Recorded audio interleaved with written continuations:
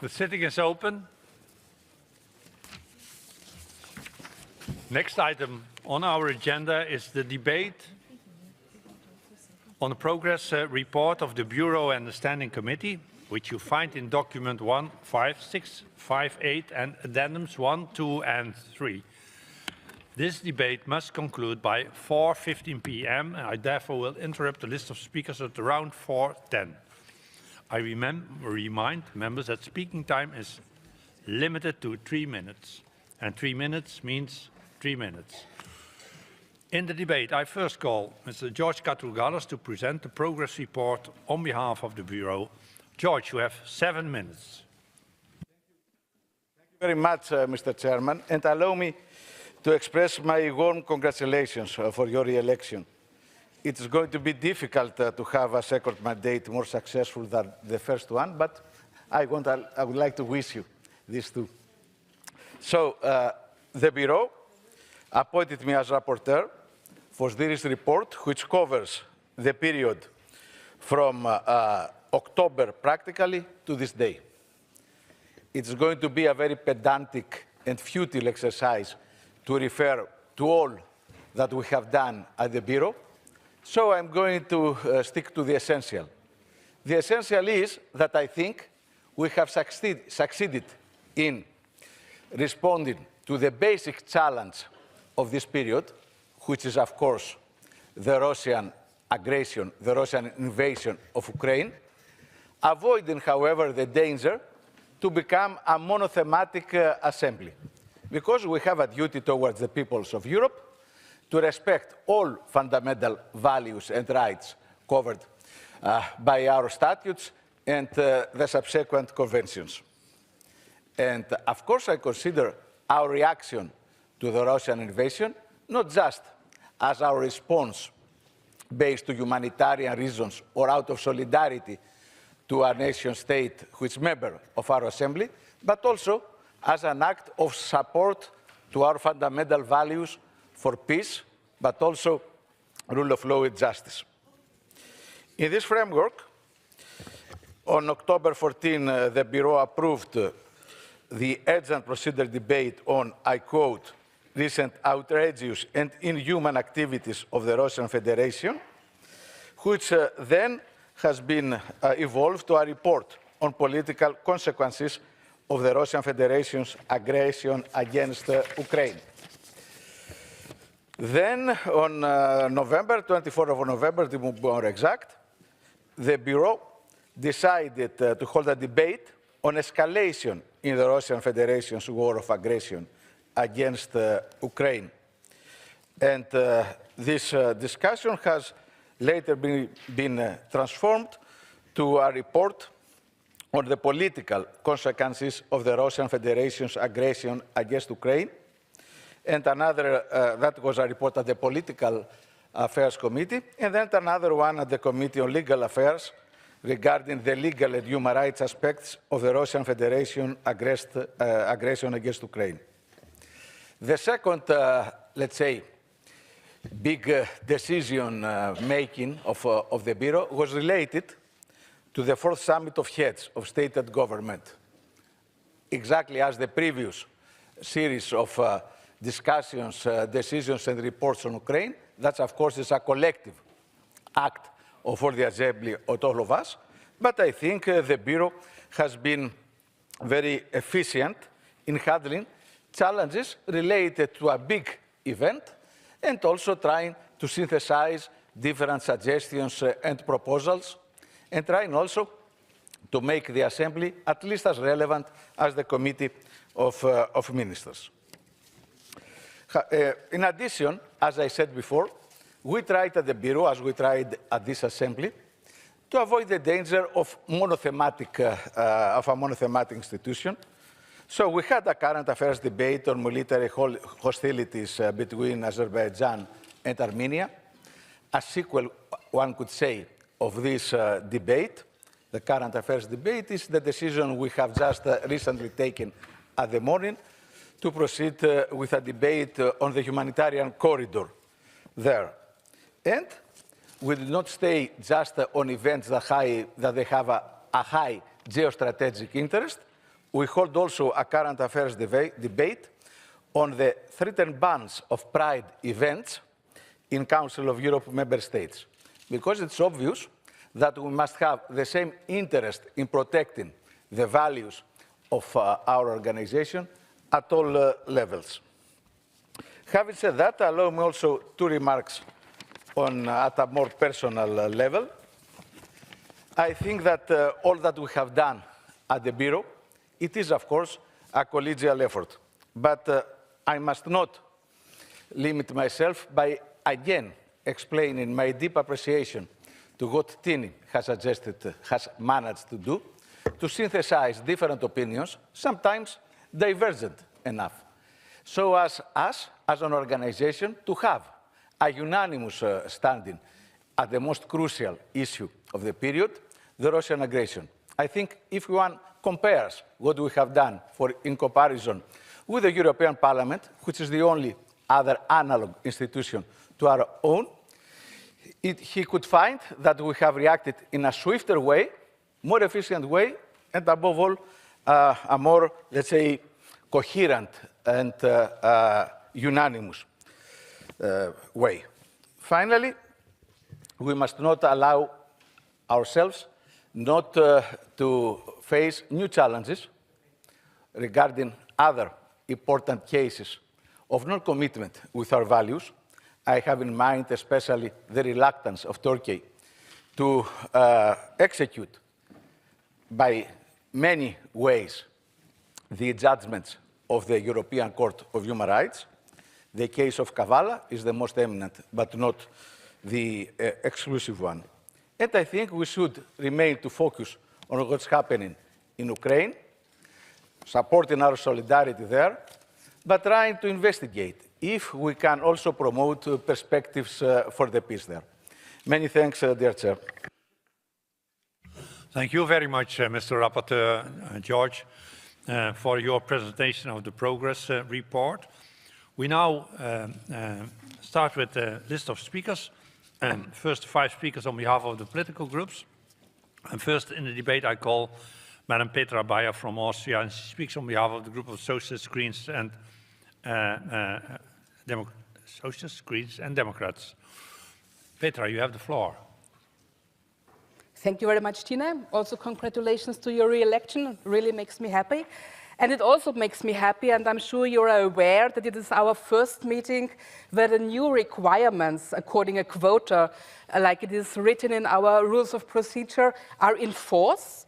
And it really makes me very happy that all the 46 delegations fulfilled these requirements. That's great, and it's not only paper exercise that we are doing here, it's really an important step closer to representing our constituencies, to improve the quality of our politics, because if we involve people, men and women, elderly, younger ones, different genders and different abilities, then we really make politics that are close to people, and I think that's also very important for us.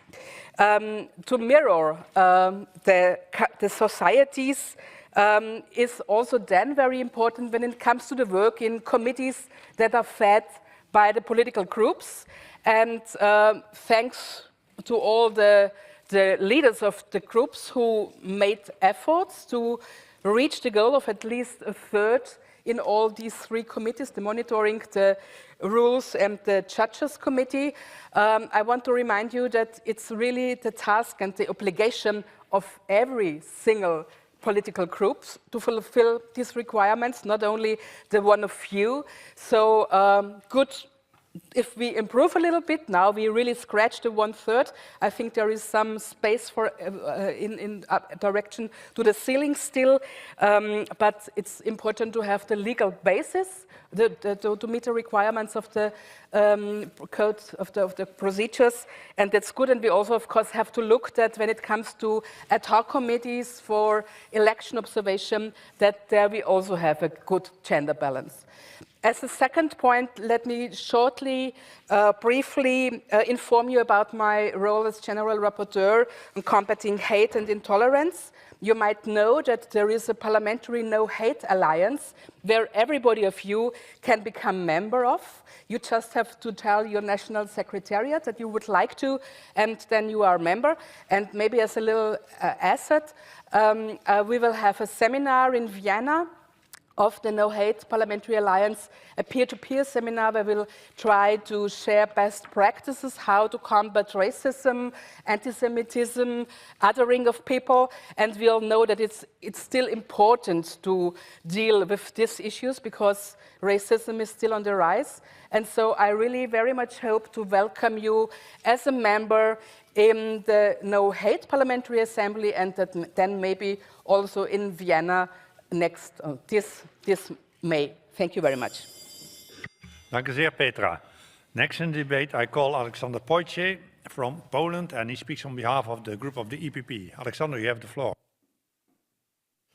Merci beaucoup, Monsieur le Président. D'abord, je voudrais vous féliciter pour votre réélection. Il n'y a pas de doute que notre activité, notre vie, nos jours quotidiens, mais aussi nos droits sont affectés par l'agression en Ukraine. Devant un tel drame, où non seulement les droits humains sont annihilés, sans merci, mais les vies des milliers d'êtres humains, nous ne devrions pas rester sans réaction. Et nous sommes là pour aider, pour témoigner, pour faire la pression et pour aider l'Ukraine à résister à l'envahisseur. Nos décisions, nos résolutions, nos déplacements en Ukraine en sont le témoignage. La situation en Europe sans précédent a marqué sans doute notre organisation. La guerre, les attaques hybrides contre notre démocratie, les migrants organisés pour déstabiliser la situation dans plusieurs de nos pays ont créé les défis auxquels nous devons faire face. Et je crois que nous sortons de cette situation très difficile plutôt bien. Nous voulons répondre à ces défis en organisant le 4e sommet du Conseil de l'Europe qui doit se tenir à Reykjavik. Nous avons beaucoup d'espoir pour les résultats de ce sommet. Nous allons traiter un rapport à ce sujet aujourd'hui. J'espère que notre voix, la voix des parlementaires, émanant par le contenu de ces rapports, va être pris en considération. J'espère aussi que le gouvernement islandais va prendre aussi en considération l'expérience du 3e sommet qui s'est déroulé à Varsovie en 2005, où une vaste participation des représentants de la société civile était largement assurée. Nous ne devons pas non plus oublier la situation au Caucase et aux Balkans, et nous devons veiller à ce que cette situation ne tourne mal. Merci beaucoup. Merci à vous, Alexander. Next in the debate, I call Mr. Julian Bulai from Romania, and Julian speaking on behalf of the ALDE group. Julian, you have the floor. Thank you so much, President, and congratulations for your re-election. And on behalf of the ALDE group, I wish you good luck for the coming year.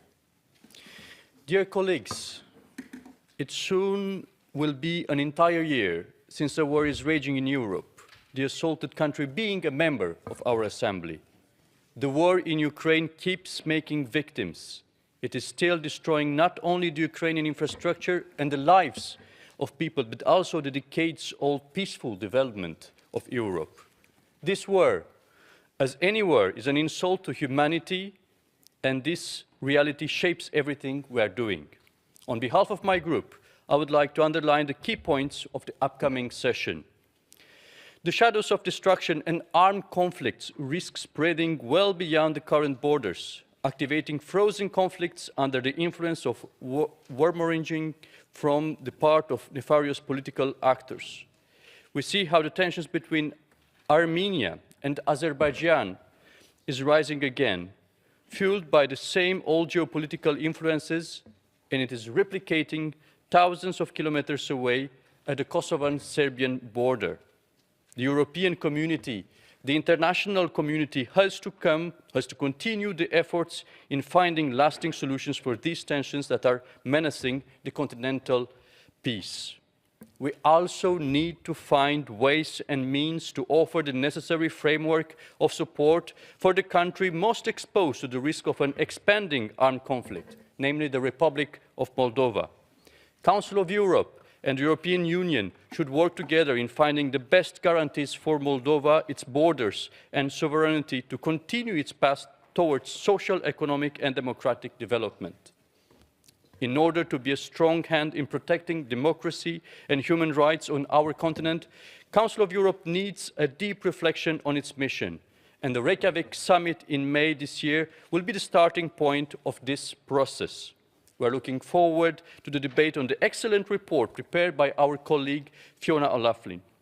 Let me just underline the key areas where ALDE thinks Council of Europe could do more in order to be relevant.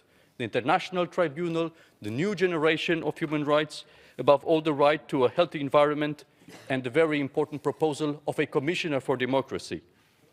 I would very much like to thank our colleague Mr. Cilevic and Mr. Howell, who visited recently Osman Kavala in the Turkish prison, where he spent almost 6 years. European Court of Human Rights system is a very special tool that we have put in place in Europe to have more democratic security and the rule of law. And it is extremely important that all member states abide by these rules.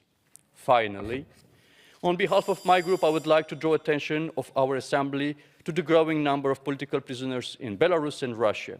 Maria Kolesnikova and Ales Belyatsky, Alexei Navalny and Vladimir Kara-Murza, and too many prisoners of conscience, fighters for freedom and democracy.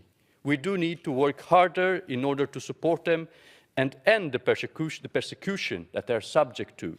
A general rapporteur for political prisoners could be a useful tool to keep this situation high on our agenda.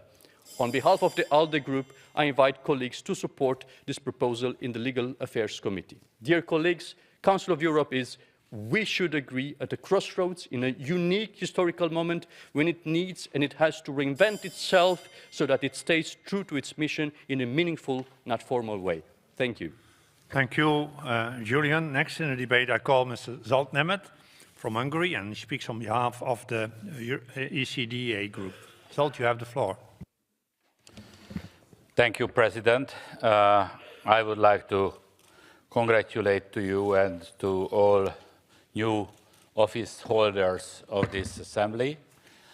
I wish you a successful work to all of you in the coming year. I would like to congratulate also to all national delegations. We had not an easy challenge in front of us. We had to create appropriate gender balance in the organization. 1/3 of all national delegations are now ladies. And we have done it. I was doubtful about our ability to do this, but we have done it, so congratulations to all national delegations who have been able to fulfill this debated target. I do agree with all my colleagues who said that the fourth summit in front of us is a major challenge for the year. And I believe that our preparations for the fourth summit have been extremely important. I would rather say that the Parliamentary Assembly has been the driving force behind this fourth summit.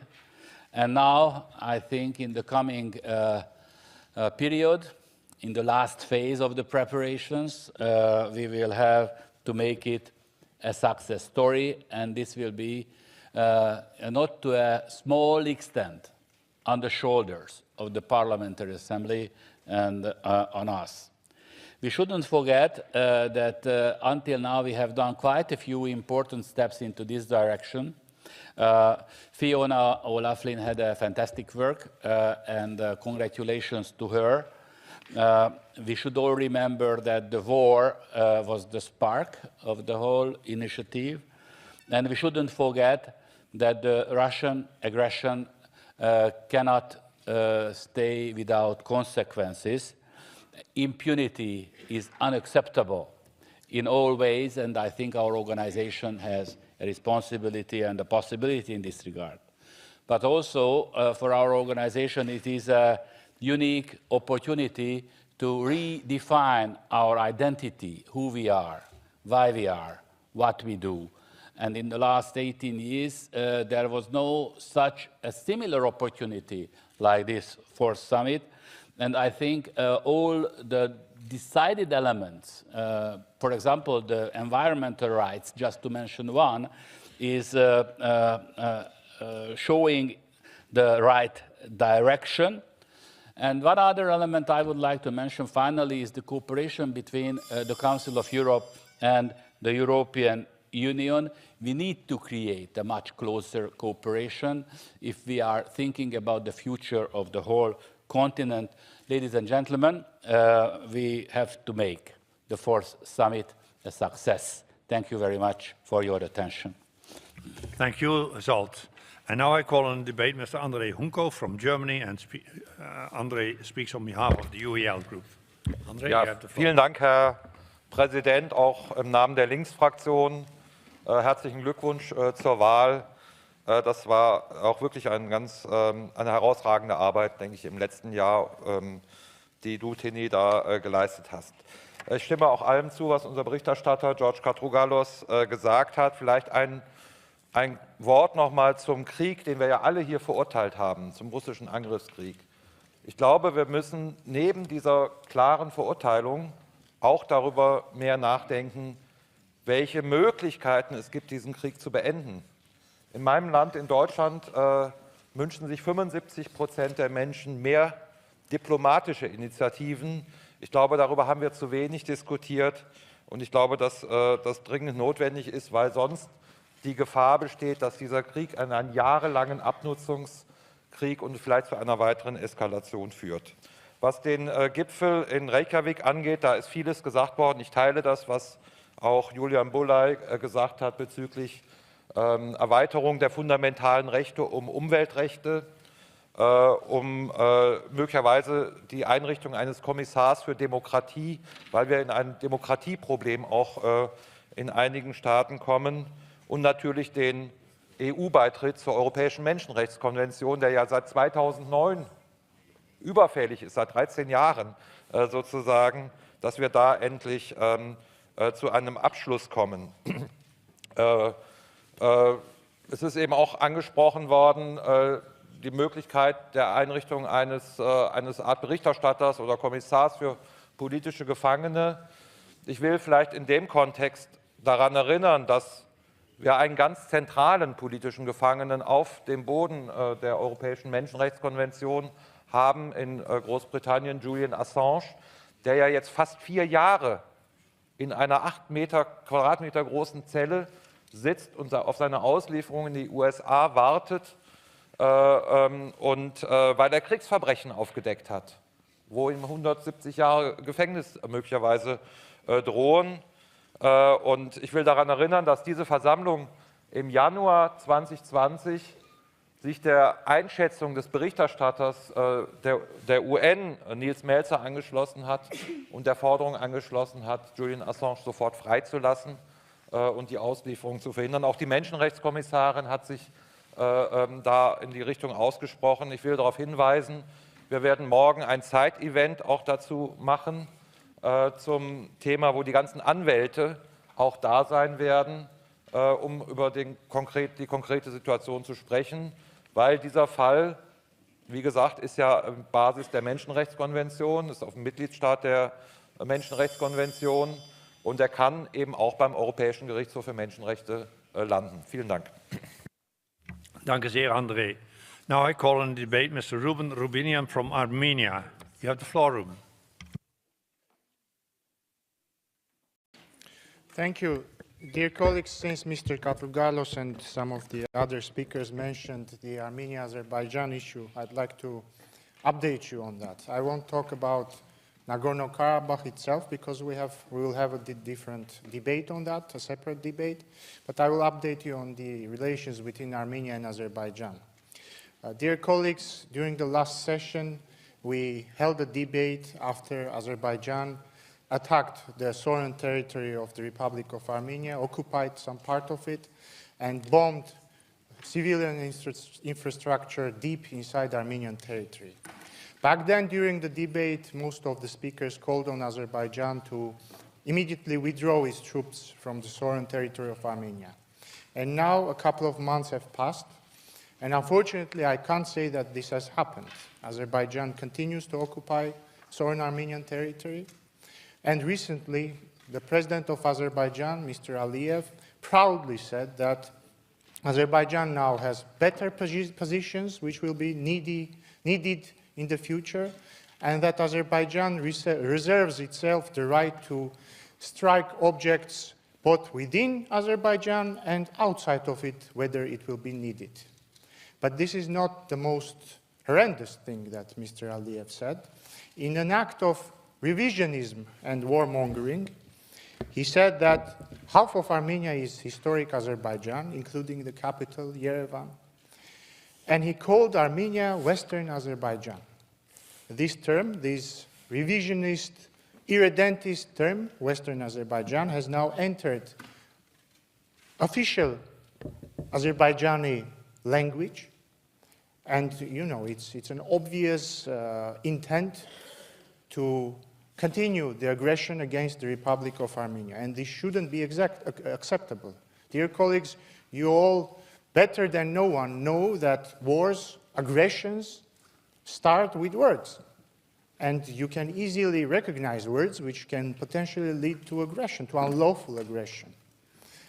And I think this is the time that we should stop just talking about the aggressive state of Azerbaijan, but it is this time that we need a resolution on Azerbaijan, a state, the president of which openly talks about his plans to create aggression against its democratic neighbor. This shouldn't be acceptable for our organization. This should be acceptable for Europe, and I count on your support. Thank you. Thank you, Ruben. Next speaker in our debate is our former president, Rick Daams from Belgium, and he speaks from Belgium. Rick, you have the floor. Thank you, Chair. I'm not speaking on behalf of ALDE, I'm speaking on behalf of the Network on a Healthy Environment, which was established in January last year on the basis of the resolutions and recommendations that we passed unanimously in 2021, where we asked to establish a protocol on the Convention of Human Rights and even also to have some legally binding instruments as others in the Social Charter. What I'm doing now is I'm trying to give some kind of a progress report, a sub-progress report to Katrougalis, because we believe in the network that all networks, all 5 of them, should on a regular basis inform the plenum. What do you do? Where do you stand? What are your targets? How far off your targets are you? And basically ask for support, but on the same, at the same hand, giving way to the fact that a parliamentary network is kind of a special forces unit into national parliaments. This is what we are. And so this is a very extremely important potential tool to bring issues from this House into the 46 houses nationally. So just a small report. We now have 55 members out of 30 countries. We even extended that to the national delegations leaders, which basically means that we cover the all of the member states. Not all of them are active enough, but we're working on it. We basically already had 7 meetings with a number of results. We will have our 8th meeting on Wednesday. We will have our 9th meeting in Marrakesh, and the tool or the target is to have kind of a business plan, you know me, Mr. Chair, in the April session in order to hit hard and get towards results, because the April session is before the summit in Reykjavik. The point is that CDDH needs to make a legally binding tool. They're dragging their feet, so we need to go through the national parliaments and put the pressure to the governments where they are in all of their countries in order to push them to go to the summit and to agree through their heads of state that the environment, yes, is human rights, whether it's through a protocol, whether it's through some other legally binding matter. But the network as such is the bottom-up tool that we can use in a proper way to indeed push governments in our national parliaments to do what we, in this case, in a unanimous way, have put on the table. So this is why I think it's very important. This is why we think from the network we should have a progress report on a regular basis here, not only to ask for your support, but to give you support, because we are developing tools for our members to use in their national parliaments. Just one example, we now have a kind of a resolution on environment and human rights. It's ready-made. It's like a copy-paste that each and every of our members can put on the table in their national parliaments, move on it. I hope this can go fast, because then in April we can indeed have kind of a business plan, and then on the summit this can come on the table. And let me end by congratulating you by your re-election and putting immediately the pressure on you, because we from the network, Mr. Chair, we expect you to put environment and human rights on the agenda and to push it through, and we thank you in advance. I have heard the progress report, the sub-progress report of our former president, and I'm taking very well note of it. And I think it's our common obligation, because as you said, Rick, we have adopted this unanimously. So we have to show now that we stand for our decisions. Thank you very much. Next in the debate, I call Mr. Samet Seydov from Azerbaijan. Samet, you have the floor. Thank you, Mr. President. Actually, I was going to speak about the forthcoming summit of the member state leaders, but my Armenian colleague pulled me back again to the problem which we have. Unfortunately, information which Mr. Rubinian just gave to our colleagues and friends absolutely out of agenda. 2 years ago, we brought justice to our territory. We liberated our lands from occupation. And I want to remind my respectable colleagues that half of Azerbaijan had been occupied by Armenia. 1 million refugees we had and we still have in Azerbaijan, and they have been waiting their homelands because my territories, which we just recently liberated, completely mined by Armenian military troops, and we are not able to return back. Just recently we lost again Azerbaijanis, and that's why this problem still exists. And on Thursday we are going to organize the side event about this terrible problem in this hemicycle. Please, I invite you all to take part in this side event. Unfortunately, Armenia is not able to understand that 2 years we have done a lot for peace. And in order to disrupt the peaceful negotiations, they just try to mislead the international community with so-called blockade of the Lachin corridor, with unwillingness of Azerbaijan, with some terrible things which had happened. Why? Because they're afraid. Afraid of what? They are losing the power. Power, because they promised to their own nation to restore the peace, and they are not able to fulfill their obligation in front of their own nation. They are not able to come together with Azerbaijanis to see it and to discuss the future of the region.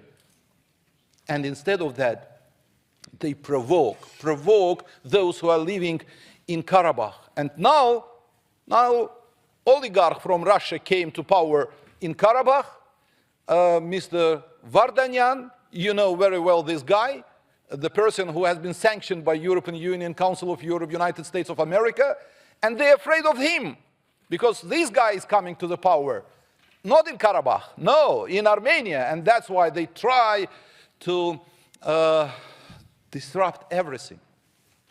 My dear colleagues from Armenia, if you are looking for the peace, if you are thinking about the future of your nation, stop begging to international organizations. Enough. Everybody fed up of your begging. Just together with Azerbaijan, let's start to think about sustainable peace in the region. Thank you very much. Thank you, Samet. Now, the last speaker in the debate will be Mr. Sergei Sobolia from Ukraine. Sergei, you have the floor.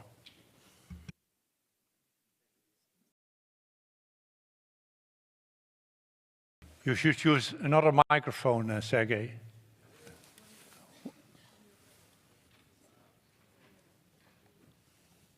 That one. Thank you, Mr. President. I want to thank the work of Bureau and Standing Committee for all this period, and I think that our organization is a real forward organization, not only in Europe, but in the whole world. As well as we were first who excluded Russian Federation from all organs of the Council of Europe, but especially from the Parliamentary Assembly of the Council of Europe. We were the first organization that, on previous session, do all in order to recognize the Russian Putin's regime as the terrorist regime. But I think we need now to move forward. Very important thing, not only on this session, it's not a theme of this session, it's a long period session for future special tribunal. It's the theme of private army, so-called Wagner private army in the Russian Federation. It's very similar to Nazis, fascist special troops of Heinrich Himmler that were organized for organizing of concentration camps, for ethnic cleanings. And I think that for our organization, it's very important just on our future reports to move this theme in order to recognize Wagner organization as the terrorist organization. Ukraine is not the last, but I think it must be the last for such private army. We remember the role of France and the French troops in Central African Republic, where they were excluded by Wagner troops. Then the role of Wagner organization in Libya, in Syria in previous period, now in Ukraine. And I think that it's very important to understand that all methods of organizing of concentration camps that were organized by Wagner troops, all their methods that they are doing now in Ukraine, and then where they have an excellent lessons on previous countries, I think it's the main danger now in order to understand that the future of war is now in the most dangerous stage.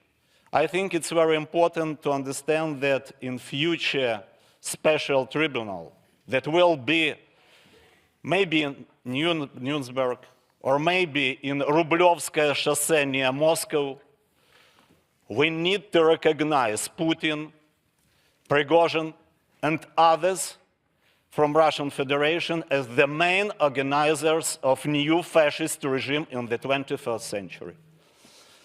Thank you. Thank you, Sergey, and it's good to see you here together with so many colleagues from Ukraine, and stay safe and sound when you return after this week. I must now interrupt the list of speakers. The speeches of members on the speakers list who have been present during the debate but have not been able to speak may be given to the table office for publication in the official report. I remind colleagues that the texts are to be submitted in TypeScript electronically, if possible, no later than 4 hours after the list of speakers is interrupted. I now ask Mr. Katrougalis to reply. You have 3 minutes, George. I won't exhaust this time. I understand that I'm speaking on behalf of the whole Bureau, not to express the political views of my group or my personal viewpoint. But I would like to stress the fact that all of you have witnessed that despite the very important political and ideological differences we have, we demonstrated, even in this discussion, the spirit of respect and full commitment to the values of this organization. And I think this is going to continue to the future. Thanks, Mr. Chairman. Thank you very much, George. The debate is now closed. The Bureau has proposed references to committees for ratification by the Assembly. Is there any objection to the proposed references to committees? Do not see any, so they are approved.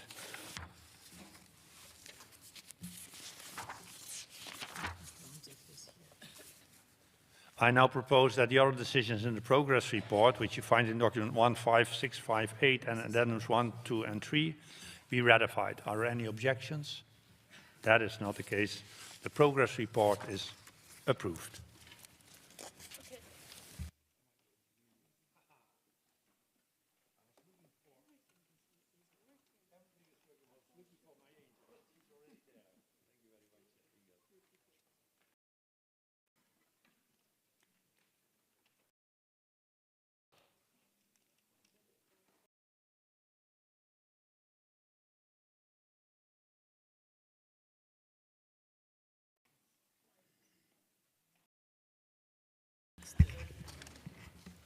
And then we continue, and the next item on the agenda is the debate on the report titled Addressing the Issue of Daesh Foreign Fighters and Their Families Returning from Syria and Other Countries to the Member States of the Council of Europe. It's document 15591, presented by Mr. Peter Omtzigt on behalf of the Committee on Legal Affairs and Human Rights. We shall now also hear an opinion from Mr. Stefan Schenak on behalf of the Committee on Social Affairs, Health and Sustainable Development. Is document 15672. In order to finish by 17:30, 5:30, I will interrupt the list of speakers about 5 p.m. to allow time for the reply and vote on the draft resolution and recommendations. I call Mr. Omtzigt, the rapporteur. You have 7 minutes now and 5 minutes at the end to reply to the debate. The floor is yours, Mr. Omtzigt. Thank you, Madam Chairman. After the horrors of the Second World War, we founded this Council of Europe. We had 2 objectives: no more war and no large-scale war, and no genocide. We had a number of smaller wars, and now we have a large-scale war. And today we're discussing the issue of a genocide committed by thousands of Europeans in Syria and Iraq. That is a failure in what we sought to do. In 2017, we decided that Daesh had committed genocide and other serious crime under international law. We called for an effective prosecution of these crimes by national courts in Syria and Iraq, member states by the application of universal jurisdiction, or by international hybrid courts. Unfortunately, there hasn't been any progress over the last 5 years. There has been further evidence that against first and foremost Yazidis, but also against Muslim minority groups like Shia Muslims and Christians. If we are to take the 1948 Genocide Convention seriously, we have to consider that thousands of citizens of our Council of Europe member states have taken part in genocide. And states haven't had the legal obligation to prevent and punish it. For instance, by impeding the flow of foreign terrorist fighters who joined Daesh in Syria and Iraq, and by effectively prosecuting them to deter further crimes. We should not just focus on lesser crimes like membership of a terrorist organization. Germany last year showed us how to do it and convicted a female member for genocide. At the same time, suspects must be punished in a fair way with a fair trial. Many Daesh fighters remain detained for years in camps and prisons in northeast Syria and Iraq. It's unlikely that they will receive a fair trial in compliance with international standards. And in Iraq, they risk a death penalty. This situation is counterproductive in terms of security, given the risk of further radicalization by Daesh and by the recurrence of prison outbreaks. That's why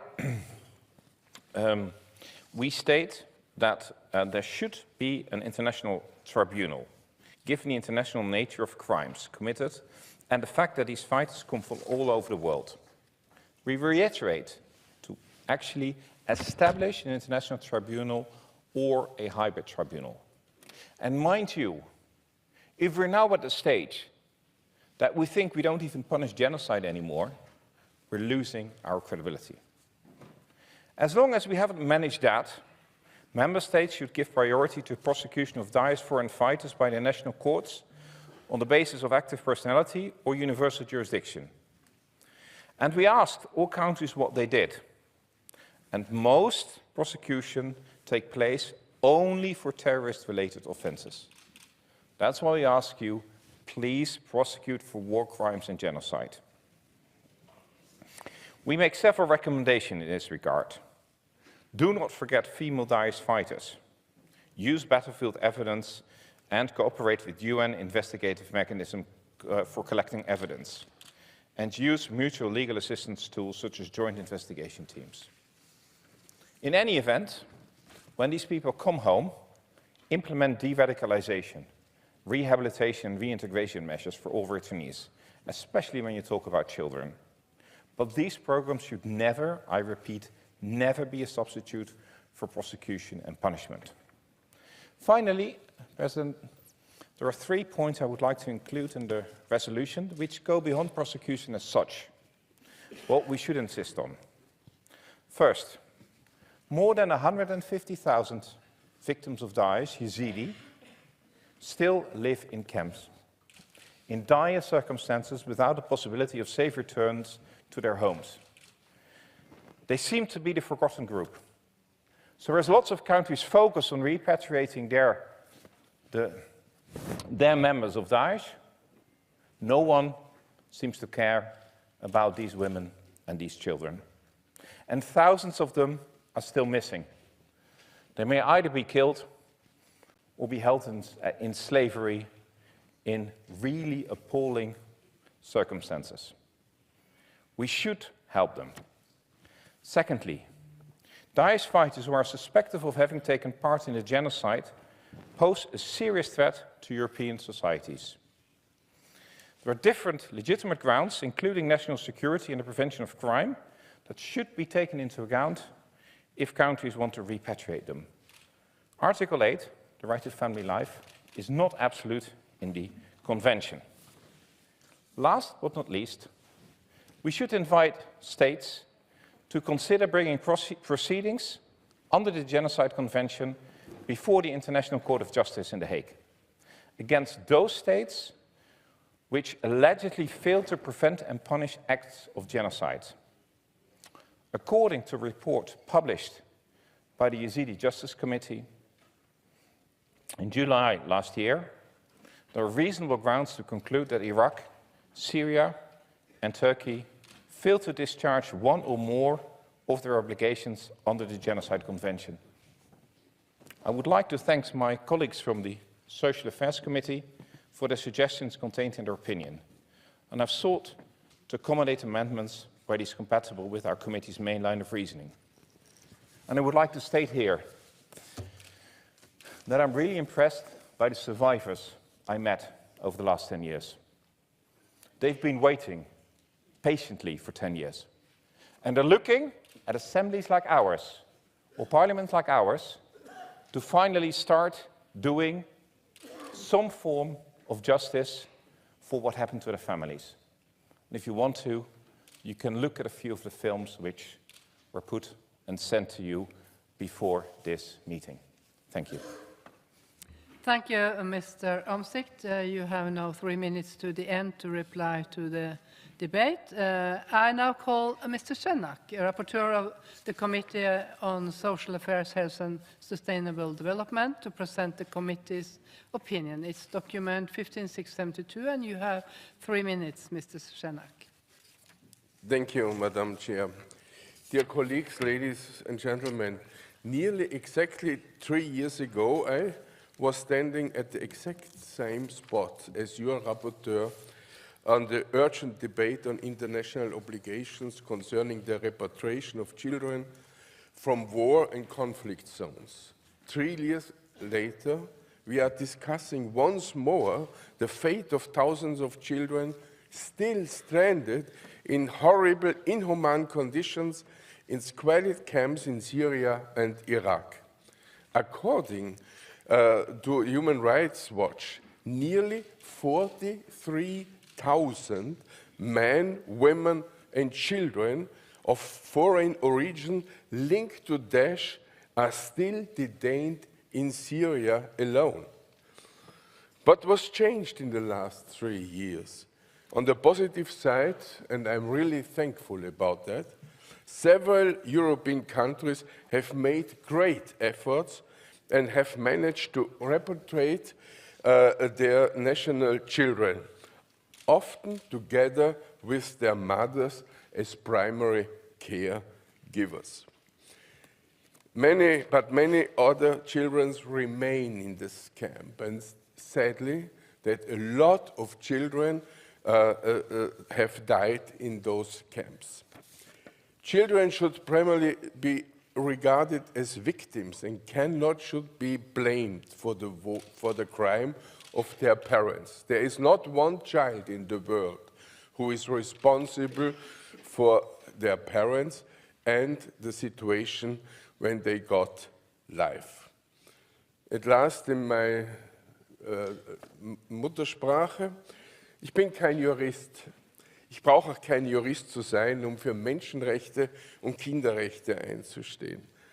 Aber ich glaube, es ist ganz, ganz wichtig, dass unsere Versammlung weder Rachegedanke noch juristische Spitzfindigkeit verliert. Kinder dürfen nicht für ihre Verbrechen der Eltern bestraft werden. Ich freue mich, dass Herr Omzig und ich heute Morgen einen Kompromiss gefunden haben, was die Abänderungsanträge geht. Wir sind beide nicht vollkommen glücklich. Das ist der Charakter eines Kompromisses. Aber ich bitte Sie, das Kompromissamendment Nummer 13 auch in der Weise zu unterstützen. Es geht, denn für die Kinder sollte nach 3 Jahren die Hölle genug sein. Und es ist noch einmal Zeit zu unterstreichen, holen wir die Kinder zurück. Danke. Thank you, Mr. Schenak. And then we continue on the list of speakers on behalf of political groups. And in the debate, I call first Mr. Ivo Davor Stier from Croatia and representing EPP Group. Davor, the floor is yours. Thank you. Thank you, Madam Chair, and let me also thank Peter Omtzig for this report, as well as Stefan Schenner for preparing the opinion. As explained in the report, there is conclusive evidence that Daesh has committed genocidal acts against the Yazidis, as well as against Christians and non-Sunni Muslim minorities. This evidence has been collected and reported by the UN Commission of Inquiry on Syria, as well as the UN investigative team to promote accountability for crimes committed by Daesh. As the rapporteur has said, the Council of Europe was founded after the terrible experience of World War II with the aim to prevent future wars, war crimes, crimes against humanity, and genocide. Unfortunately, today we're again witnessing a war of aggression on European soil, that one launched by Putin's regime against Ukraine. This can only remind us of the original purpose of our organization and the obligation of our member states, and as Peter Omtzig rightly does in his report, by insisting on the prosecution of suspected Daesh fighters. In this sense, the European People's Party supports the recommendation to encourage all member states to participate in setting up a special international tribunal or a hybrid tribunal with jurisdiction over international crimes committed by Daesh foreign fighters. And pending the setting up of such a tribunal, to give priority to the prosecution by national courts, prioritizing, where possible, cumulative prosecution of Daesh foreign fighters for both terrorism-related offenses and international crimes as genocide, crimes against humanity, and war crimes. At the same time, we also stress the importance of designing and implementing rehabilitation and reintegration strategies for returning Daesh fighters and their families. And with regards to foreign fighters' children, the best interest of the child should always be the guiding principle. Finally, let us not forget that at the center of all our efforts should be always the victims of Daesh in this case, and therefore it's essential to support the Iraqi authorities, the UN and other organizations in locating the missing Daesh victims and ensuring the safe and voluntary return of survivors to their areas of origin. Once again, let me use these last seconds to thank Peter Omtzigt for his report. Thank you. Thank you, Mr. Davor. And the next speaker is Mr. Rick Dames on behalf of ALDE and from Belgium. The floor is yours. Thank you, Madam Chair. Our group has had a profound discussion regarding the prosecution of Daesh foreign fighters from Syria. Our group supports the establishment of a special international tribunal or hybrid tribunal with jurisdiction over international crimes committed by Daesh foreign fighters. Now, the report insists that a trial at home is essential because their prosecution in Syria or Iraq is currently not an adequate and human rights compliant solution, and there is a risk of further radicalization by Daesh in camps and the resurrection or the recurrence of prison breakouts, which may lead to an increase in the number of foreign fighters returning to Europe. The report points out that in some countries the public prosecutor insists on having trial in the country of origin. This would ensure, so they say, that they are effectively prosecuted and that there is a real follow-up during and after their detention. Part of our group is of a different opinion, part of our group is of this opinion. So those who are of a different opinion feel that the report puts too much emphasis on the priority that should be given to the prosecution by the respective national courts of suspected Daesh fighters. Amongst other things, trial at home, so is their opinion, poses serious problems regarding the gathering of proof of the heinous crimes they committed and therefore influences the charges and influences a far too low potential sentence. Thus, one should not dismiss the establishment of hybrid tribunals within their national courts with assistance from international experts on the grounds that the Iraqi or Syrian authorities are not giving enough support. These two positions are not reconcilable. It's as simple as that. Another element we wish to, as a group, put forward is the fact that regarding the implementation and rehabilitation and reintegration strategies for all returning Daesh foreign fighters and their families, we insist that the focus should first and foremost be on the interest of the child, and not, as it is currently the case, the parents. The rights of the child prevail on other rights. We insist that our Assembly has a moral duty to ensure that innocent children do not pay to their parents' crimes. The proposed amendment, I believe there is a compromise, probably will be supported by all of our group. Finally, there is a problem of fighters that have a double nationality. Also, this gives little redemption towards the crimes committed against Yazidis, Christian and non-Sunni Muslim minorities. Many of these acts, such as enslavement, sexual slavery, rape, imprisonment, torture and murder, also amounted to war crimes and crimes against humanity, and we feel that this should be more explicitly in the report. As a result of these different opinions, we do congratulate the rapporteur on the report because it is an important one, but our members will vote accordingly to their opinion concerning the report. Thank you. Thank you, Mr. Dames. Now I call, but I do not see her on the place 208, Mrs. Olena Komenko from European Conservatives. She is in the plenary. No, I do not see. Then we go to Mr. Emmanuel Fernandez, United Left from France. The floor is yours.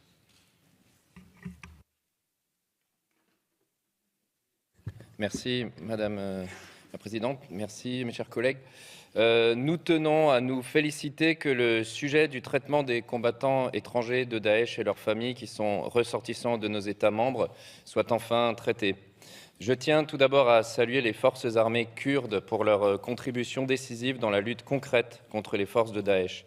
Le courage et la détermination exemplaires de ces hommes et femmes nous obligent. Ils nous obligent à les défendre et à assurer leur sécurité. Mais ils nous obligent aussi à trouver une solution pour juger et condamner les membres de Daesh, aujourd'hui détenus dans les camps ou des prisons en Syrie et en Irak. Les conditions indignes de détention qui y règnent doivent nous pousser à agir avec mesure et précision, mais sans tarder. Nous soutenons la demande d'incrimination des combattants de Daesh pour génocide et crimes contre l'humanité, en plus des accusations de crimes de guerre et de terrorisme. Il convient donc que l'ensemble des États membres déploient l'arsenal judiciaire qui convient pour répondre à ces crimes. Nous soutenons par ailleurs la demande de création d'un tribunal international pour juger ces crimes. En effet, ce conflit et ces crimes regardent l'ensemble des pays du monde, tant par la présence importante de combattants étrangers que par la nature même des crimes qui ont été commis. De plus, nous ne pouvons nous contenter de la situation actuelle et nous partageons de vives inquiétudes quant aux garanties qui doivent entourer les procès qui ont déjà lieu. Le droit à la défense et à un procès juste et équitable ne sont pas négociables, y compris pour les crimes les plus odieux, et nous rappelons également notre opposition ferme à la peine de mort. Dans l'hypothèse où la création d'un tribunal international pour juger ces crimes ne soit pas possible, il conviendra alors de tout faire pour mettre en place ces tribunaux hybrides. Cependant, le temps manque et le rapport souligne bien qu'il est intenable de faire perdurer encore des années le fonctionnement actuel des camps d'emprisonnement dans lesquels sont détenus les combattants de Daesh avec leurs familles et leurs enfants.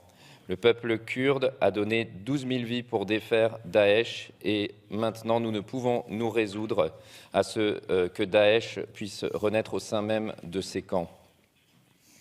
Alors nos États membres doivent se résoudre à juger eux-mêmes leurs propres ressortissants. Et je conclus en abordant également la question des enfants. Par rapport au paragraphe 11 qui demandait la rupture automatique de l'ensemble des liens familiaux. En effet, alors que le rapporteur parlait très justement de la nécessité du travail de réinsertion pour les délinquants et criminels qui ne seraient pas condamnés à de longues peines, il nous semblait que cette demande y contrevenait, mais il me semble que nous pourrons aller dans le sens d'un compromis dans quelques minutes. Merci à vous. Thank you, Mr. Fernandez. And the next speaker on behalf of the Socialist Group is Forat Benchika from Belgium. The floor is yours. Thank you, Madam Chair. First of all, congratulations to the rapporteur with his comprehensive report on the issue of Daesh foreigner fighters returning to the member states of this council. The report addresses several important issues linked to a complex topic. It's crucial that all member states take responsibility for their citizens, bring them to trial and punish them for the atrocity they committed abroad. The report proves extensively that we cannot leave these Daesh fighters with European citizenship in detention in Syria or Iraq. These countries don't have the means, or in the case of Iraq, not even the legal framework to punish those who committed heinous crimes against humanity, including enslavement, sexual slavery, rape, torture, and genocide. However, and this is stated clearly in the report, states have a general obligation under the 1948 United Nations Convention on the Prevention and Punishment of the Crime of Genocide to prevent genocide. If we, the member states, are serious about this, we have to take a look in the mirror. We have to look at our own foreign policy regarding the Middle East in the past decades. We need to investigate why people are willing to leave their home countries behind to commit crimes in the name of an evil ideology. Therefore, it is essential that children of these criminals are repatriated to the European states of which they are citizens. Children should never pay the price of their parents' crimes. Every decision regarding separating children from their mother or primary caregivers should be taken with the best interest of the child in mind. We owe it to these children, who are victims too, who are the future generation of Europe, to reintegrate them in our society. This includes children who recently have reached adulthood and spent their formative years suffering under a criminal regime. We learn from this report that international terrorism is an enormous challenge to our legal system and puts a burden on our society. Therefore, let's not forget to invest in researching and tackling the root causes of terrorism and invest in pre-radicalization, not only in de-radicalization. This is the best investment in our shared European values and our safety. Thank you.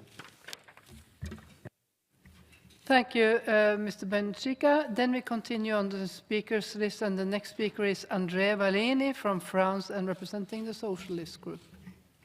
The floor is yours. Merci, Madame la Présidente. Aujourd'hui, en Irak et en Syrie, des enfants vivent dans des conditions atroces. Certains sont ressortissants européens ils n'ont qu'un seul tort, celle d'être nés de parents djihadistes. Ces enfants vivent entourés de barbelés, sous des tentes, mal nourris. Ils subissent le froid extrême de l'hiver et les chaleurs écrasantes de l'été. Désœuvrés, livrés à eux-mêmes, témoins et otages de la cruauté de la vie dans les camps, ils peuvent à tout moment faire l'objet de prédations physiques et sexuelles.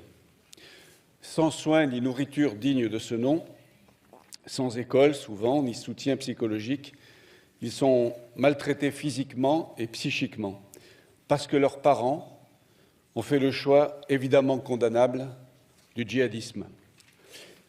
Mais depuis quand, dans nos États de droit, punit-on des enfants pour les crimes de leurs parents? Je suis allé personnellement dans l'un de ces camps, en Irak, et j'ai interpellé au Sénat français à 2 reprises le gouvernement de mon pays pour que la France procède enfin au rapatriement de tous les enfants qu'elle laisse toujours dans ces camps sordides depuis maintenant 4 ans. Nombre d'États ont fait prévaloir la justice et la raison sur la vengeance. La crainte inavouable d'une opinion publique dont on suppose à tort qu'elle serait inaccessible à une mesure de justice et d'humanité ne doit pas nous détourner de nos valeurs humanistes fondamentales. Même si notre collègue Stéphane Skenak interprète d'une manière extensive l'arrêt de la CEDH du 14 septembre 2022, je souscris pleinement à son analyse, selon laquelle l'intérêt supérieur de l'enfant doit toujours être notre boussole. Il restera ensuite à traiter, bien sûr, la question des ressortissants européens majeurs, aujourd'hui détenus en Irak ou en Syrie. Je reste persuadé que, compte tenu des crimes qu'ils ont commis, ils devraient être jugés par une juridiction internationale. En tout état de cause, il faut recueillir et conserver l'ensemble des preuves et des témoignages relatifs à ces crimes. En 2021, la France et la Suède ont mis sur pied une équipe commune d'enquête en appui des procédures relatives aux principaux crimes internationaux commis par des combattants terroristes étrangers, notamment contre la population yézidi en Syrie et en Irak. De telles initiatives sont bien sûr à encourager. Je vous remercie. Thank you so much, Mr. Valvini. And then we continue to Austria and Mr. Reinhold Lupatka, representing the EPP group. Madam President, dear colleagues, thousands of individuals who acted in the name of Daesh perpetrated serious crimes under international law. There is conclusive evidence that Daesh has committed genocidal acts against members of Yazidi, Christians, and non-Sunni Muslims.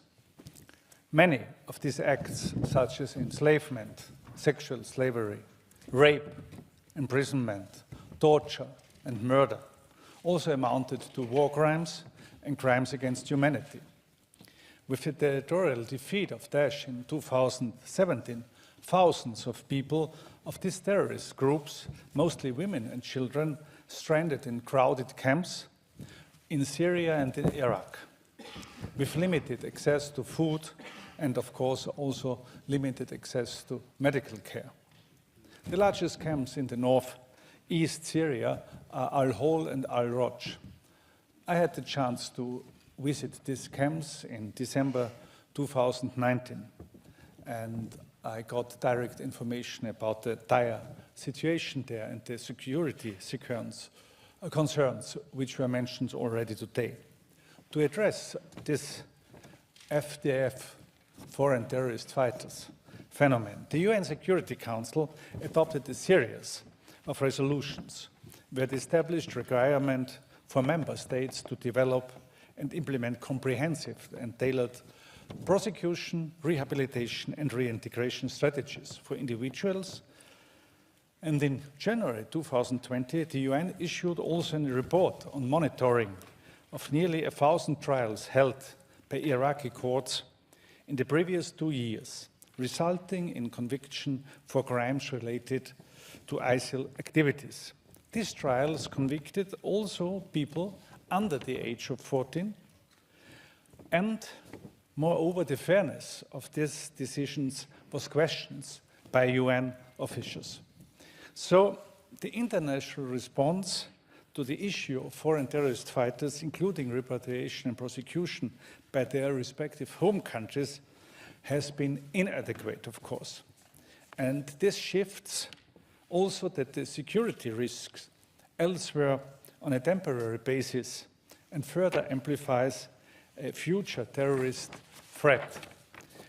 And because of the war in Ukraine and other big challenges like inflation and climate change, we have not put this issue on the priority list of our national parliaments. So it is very important that we have this report today on our agenda.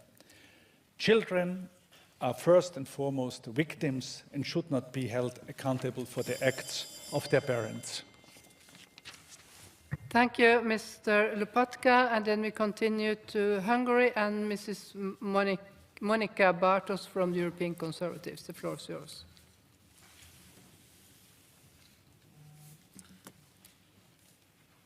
Madam Chair, thank you for the floor. Dear colleagues, the member states of the Council of Europe contribute tens of thousands of soldiers to peacekeeping operations.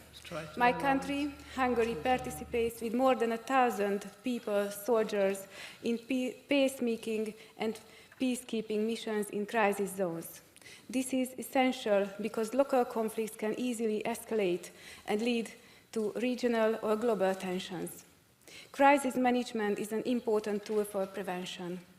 But the prevention of terrorism and violent extremism requires a holistic approach, combining military operations and other related counter-terrorism activities, such as border controls and the fight against terrorist propaganda and funding, with a strong emphasis on providing humanitarian assistance. Humanitarian efforts contribute to pushing back terrorism, first and foremost by improving livelihood and creating a secure environment, thereby eliminating factors which may lead to radicalization. Furthermore, this approach contributes to preventing illegal migration, which is often used by terrorists to expand their activities into other countries and spread their violent ideology.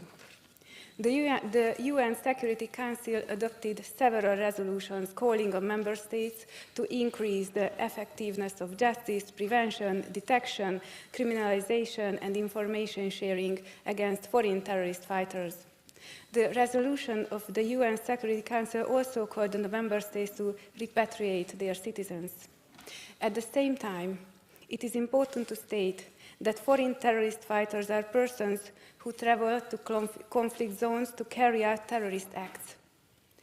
Returning foreign terrorist fighters pose a significant threat to peace and security of the country of origin, as the risk of these fighters committing terrorist acts again remain high.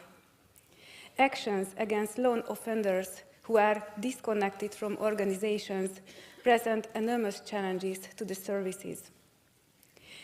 Since early 2021, Budapest has been hosting the Regional United Nations Office of Counterterrorism.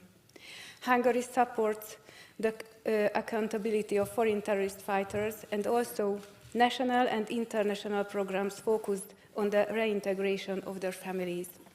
In October 2022, the last meeting of the Foreign Terrorist Fighters Working Group of the Global Coalition Against Daesh was held in Budapest. So you can count on Hungary always against the fight against terrorism. Thank you for your kind attention. Thank you, Mrs. Bartos. And the next speaker is Mr. Pierre Lafrides from Switzerland and the Socialist Group. And after him, I allow the speaker on behalf of the European Conservatives, Olena Komenko, to take the floor. But first, it's Mr. Frides. The floor is yours. Merci, Madame la Présidente. On oublie vite dans notre monde qui devient un peu fou, et les horreurs qui se succèdent ont au fait de faire oublier, d'éclipser les horreurs précédentes.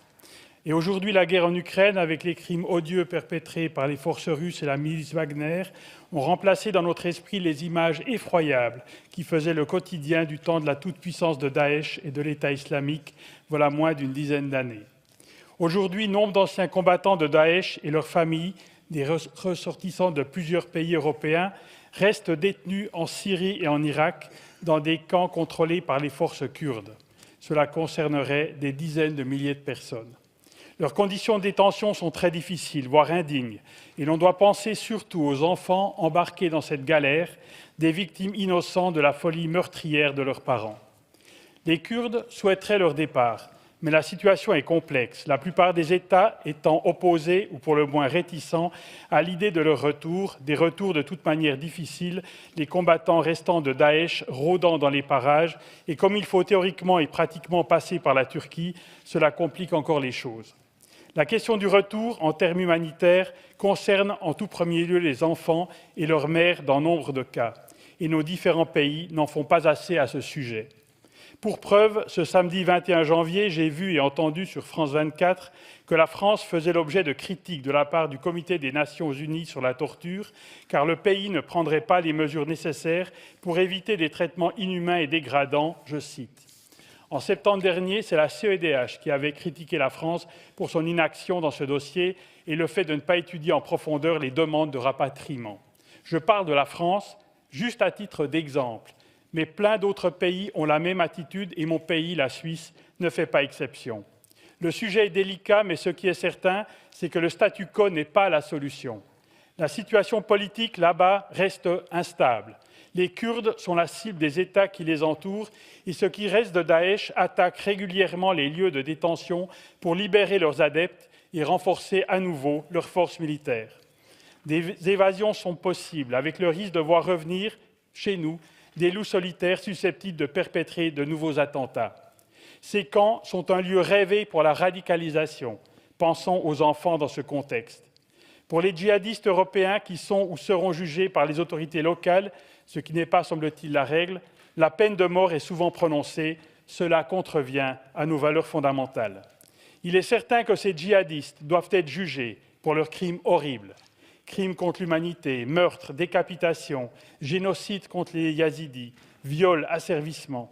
Mais ils doivent être jugés selon les règles du droit. L'idée d'un tribunal international est une proposition, mais les pays d'origine des djihadistes pourraient et devraient idéalement s'en charger. Les combattants de Daesh représentent l'horreur absolue, mais même face à leurs terribles exactions, il est essentiel que nos différentes démocraties appliquent à leurs ressortissants les règles exigeantes de l'état de droit. Thank you, Mr. Frides. And then we go to the speaker on behalf of political groups, the European Conservatives, Oleana Gomenko from Ukraine.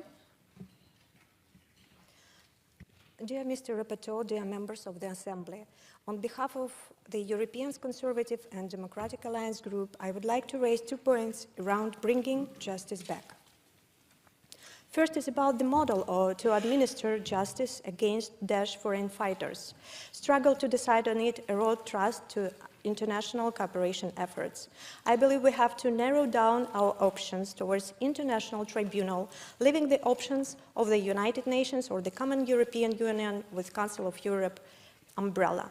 Such a tribunal could have jurisdiction over Daesh members who have the nationality of member states, are detained in Iraq and or Syria and cannot face trial there in accordance with international human rights standards. Moreover, to avoid the European bias accusations, it may still have universal jurisdictions towards nationals of other countries for us the justice to be the main objective.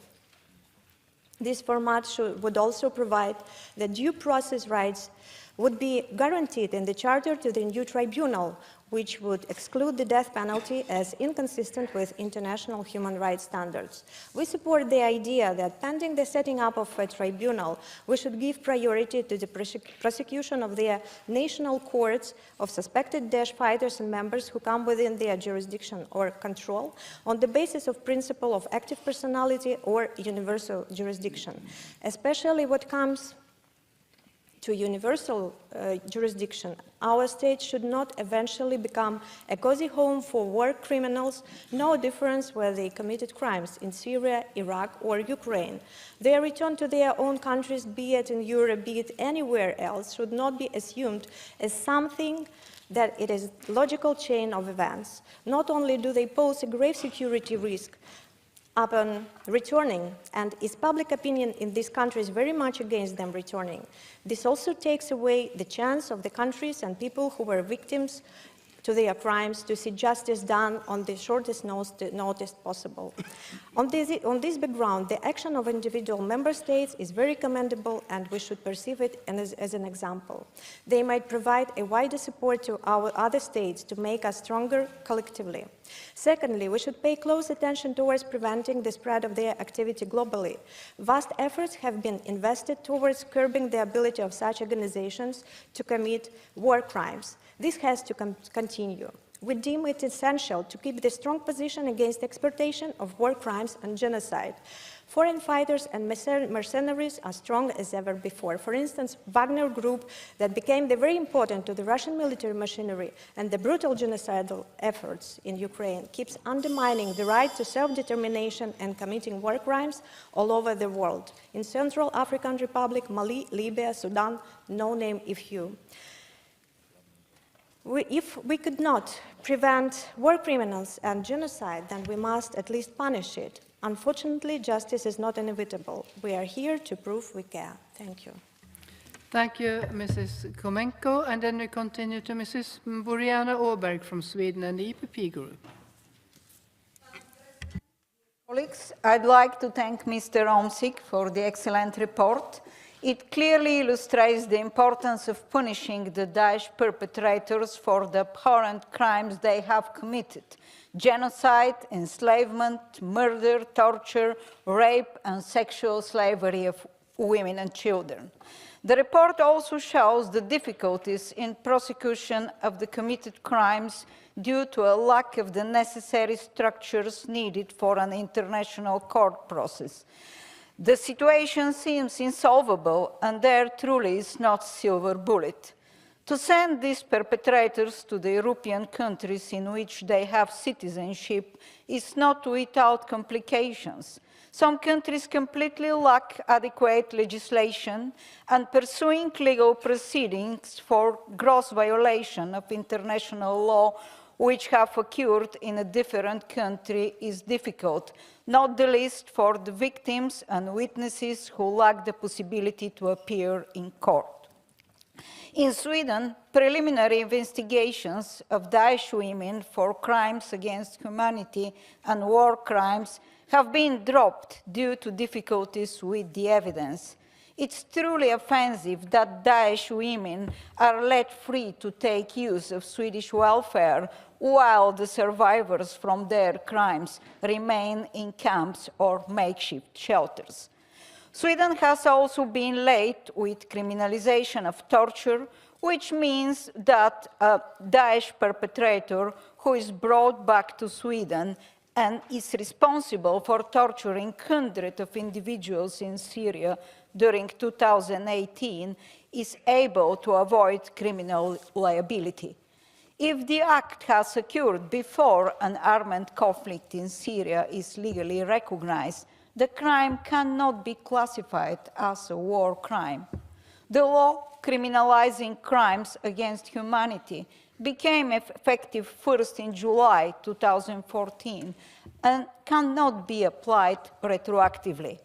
It's worth remembering that Daesh is only defeated territorially, and many active cells remain, even in Europe, to bring back terrorists from the camps in Syria to later fail convicting them and allow them to roam freely is not only mockery against the victims of the crimes, but also a severe security risk. This is why member states need to intensify their efforts toward establishing of a special international tribunal or hybrid tribunal. Thank you, Mrs. Åberg. And then we continue with Laszlo Torok-Sky from Hungary. The floor is yours. Thank you, Madam President. There is no place for terrorists or terrorism in Europe. The only issue we can discuss is children's rights. First of all, we have to talk about the fact that the very idea of even raising the question of whether we want to allow terrorists back into our countries is absolutely crazy. Secondly, we need to talk about the fact that European countries, especially the left liberal politicians, are defending real terrorists and terrorist organizations, while at the same time they are easily labeling those who have nothing to do with terrorism with all kinds of offensive remarks. In this building, in this hemicycle, at the Parliamentary Assembly of the Council of Europe, Mr. Paul Gavin did the same. He called my speech, in which I also spoke about the rights of tax-paying, law-abiding Europeans in relation to migration, a hate speech. Meanwhile, Mr. Gavin himself is protesting and fighting for the leader of a terrorist organization, the Kurdistan Workers' Party, which is based on communist ideology and is responsible for the deaths of thousands of people. In addition, many members and leaders of this Kurdish terrorist organization are free to live in the European Union. This is also unacceptable, as is allowing members of the Daesh or the Islamic State terrorist organization into Europe. It is almost impossible to understand why the leaders of the European Union have left our borders open, through which terrorists have already been able to enter our countries almost without any control. The perpetrators of the horrific, bloody terrorist attack in Paris, who killed more than 100 innocent people, were also allowed to cross the Hungarian-Serbian border freely.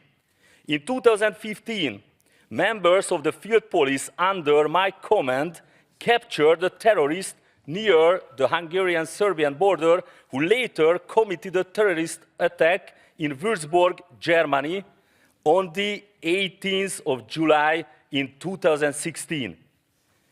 Because we were forced by European law to allow this terrorist to continue his journey. This is madness. This policy must end. Terrorists must not be allowed into Europe, either at border crossings with passports or illegally through open borders. So once again, the only issue we can discuss is children's rights. Thank you very much. Thank you, Mr. Toroxkai. And then we continue with Lord Leslie Griffiths from the United Kingdom and the Socialist Group. The floor is yours. Madam Chair and colleagues, I have listened to the debate very intently and have been alarmed by the repeated descriptions of the camps in which tens of thousands of people are simply left basically to rot. If we could think that Guantanamo was itself a denial of human rights, then it's not far removed from that to ask the same question about people who, without hope, without horizons, without perspectives, must face the rest of their lives, it seems, to being in these camps with the dreadful conditions that have been so well described by a number of people. It's obvious that something's got to be done. I don't want terrorists shipped into Europe, like the previous speaker mentioned, but I do want justice to be done. Now, even the Yazidis, against whom the most awful crimes have been committed, recognizing that an international tribunal will not be set up between now and tomorrow, are calling for the repatriation of the people who are in those camps in order not that they roam freely anywhere, but that they face judgment in their country of origin. The United Kingdom has removed the citizenship of over 200 people in this category. I don't know what statelessness amounts to in the eyes and the hearts of a body like this. But somebody's got to give some thought to it, and it needs to be dealt with. And the one thing that's sure is that if we worry about bringing people from the camps into our different countries, terrorists walking freely in our lands, let it be certain that there where they are now, the day will come when the cross-fertilization of terrorist ideas will explode into an eruption of terrorism worse than any we've seen right now. So I'm very concerned that we have fine speeches made in this hemicycle, that we see an objective that we'd all like, but the practical steps to realize it seem so elusive and difficult to discover and define. My friends, I think that we've got to get a note of urgency into this debate. Surely not another 10 years are going to pass where we're asking the same questions and describing the same conditions in those dreadful camps. Please, let's inject this sense of urgency. Let's find a way through the maze of complications, and let's assure ourselves that next time we meet, something will have been done. Thank you so much, Lord Griffiths. And the last speaker, before I interrupt the list, is Madame Isabel Maria, Portugal, from EPP. Présidente, chers collègues, compte tenu de la menace permanente que représentent les combattants du Daesh, c'est vrai que ces enfants ont leur propre droit à la vie familiale consacrée à l'article 8 de la Convention, dont ils ne peuvent pas être privés en vertu des crimes de leurs parents. Les outils de lutte contre la menace permanente qui représentent les combattants du Daesh sont fondamentalement différents de ceux qui permettent à des enfants de se développer de façon harmonieuse pour devenir des adultes responsables participant à la vie en société. La sanction des actes de terrorisme n'est qu'une partie de la solution à apporter pour combattre efficacement l'obscurantisme de Daesh. Tous les enfants vivant dans la région et qui ont souffert des actes commis au nom du Daesh doivent être considérés comme des victimes de ce régime terroriste. La plupart des enfants enfermés dans les camps de Al-Hajj et Hajj étaient très jeunes au moment des faits. Ils nécessitent des soins et une attention tout particulière pour reprendre un développement équilibré et paisible. Les enfants ne peuvent pas être jugés comme des membres ou des soutiens de Daesh.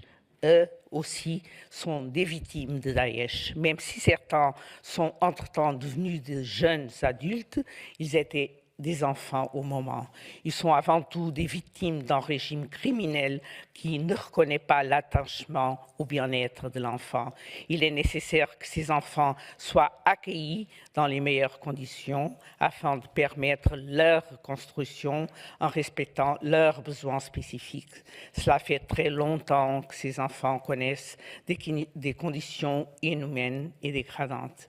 Il est urgent qu'ils rentrent au pays et que les auteurs et complices de ces crimes soient jugés, y compris par nos tribunaux et par nos juridictions. Merci. Thank you so much. And then I now must interrupt the list of speakers, and the speeches of members on the speakers list who have been present during the debate but have not been able to speak may be given to the table office for publication in the official report. I remind colleagues that typewritten text must be submitted electronically no later than 4 hours after the list of speakers is interrupted. I call Mr. Omsik, the rapporteur, to reply to the debate. You have 3 minutes, sir. Thank you. Thank you, colleagues, and thanks for this debate, for not forgetting about what happened, because that, and our colleagues reminded of it, since Ukraine, we may tend to forget the thing that happened before. And we should not fall into that trap. If justice is not being done and seen to be done with the most heinous of crimes, genocide, then we lose credibility as an international community in other very serious crimes, but less serious than genocide. So I fully understand my British colleague, Lord Griffith, who says, let's not have this debate in 4 or 5 years' time again, because we were here in 2017. That means 2 things. It means that all of us go home after this debate and ask our governments to put some pressure on setting up this international tribunal, and at the same time push our own governments to start prosecuting those people who are there. And that's not happening, and I like to thank Ms. Aberg for being clear what happened in Sweden. She was just most clear, but it's happened in many countries. Fighters returned, were not prosecuted, could restart their lives, their children could not restart their lives, the Yazidis are living in camps, and thousands of people are missing. That's the opposite of justice being done and justice being seen to be done. Now, there is this issue of the children. And just to be able to allow countries that want to repatriate these children to repatriate them, you have to make sure that you read the second part of Article 8, which is the right to family life in the European Convention on Human Rights. There shall be no interference by a public authority with the exercise of this right, that's the right to family life, except such as in accordance with the law and is necessary in a democratic society in the interest of national security, public safety, or the economic well-being of the country. And it goes on about crime and other things. So that's why we chose exactly the text to refer back to Article 8 of the European Convention on Human Rights and the exceptions there. And we believe it's not always in the interest of the child to have a primary caregiver who has been involved in genocide. So that's where basically we're looking for. But let's take it on ourselves. If we only talk about it over here, we fail. And then we talk about it again in 5 years' time. So it's now up to us to make sure our own countries start doing it. Thank you very much. Thank you, Mr. Omtzigt. Does the chairpersons of the committee, Mr. Damien Cottier, wish to speak? You have 3 minutes, sir. Yes, thank you, Madam President. Dear colleagues, this report is based on a motion for a resolution tabled back in 2019. It deals with a very complex issue indeed, which raises serious security and humanitarian concerns for European states whose nationals traveled to Syria and to Iraq to join Daesh. We have seen that some of these states have repatriated nationals with their families from camps in the northeast of Syria. Other states are more reluctant to do so. The European Court of Human Rights delivered an important judgment on this topic last autumn. The Committee on Legal Affairs and Human Rights adopted the report unanimously last June, following a questionnaire sent to national parliaments and 2 hearings held with experts, including NGOs representing Yazidi victims of Daesh.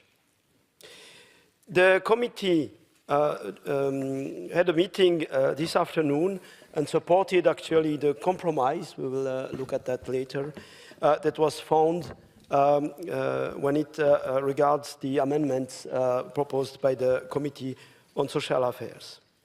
The report by Mr. Omtzigt focuses on the issue of prosecution of Daesh fighters for genocide and other international crimes. It follows the line of reasoning of previous peace resolution in 2016 and 17 prepared by our committee, where the Assembly recognized that Daesh had committed genocide.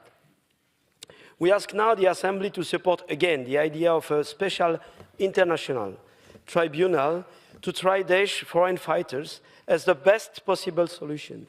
In the meantime, the committee expresses the opinion that member states should prosecute their own nationals or other Daesh fighters who come within their jurisdiction, not only for terrorism, but more importantly, for genocide and other serious international crimes committed in Syria and in Iraq.